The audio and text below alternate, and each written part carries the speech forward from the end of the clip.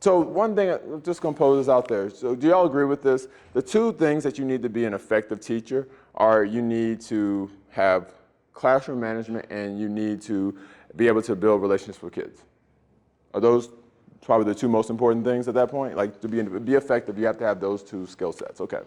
So with that being said, why is it that we never really train teachers on how to do classroom management or build relationships with kids?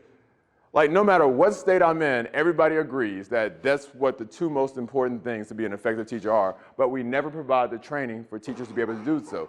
But with that being said, the one thing as an administrator that I'm going to do is hold a teacher accountable for not being able to manage their classroom if they're not able to connect with kids. So that's a behavior that a teacher needs to have, but we're not providing that behavior to the teachers. So how can you have an expectation of a behavior that you never taught to somebody?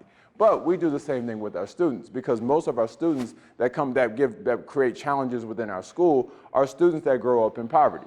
Schools are built off of middle class behavior.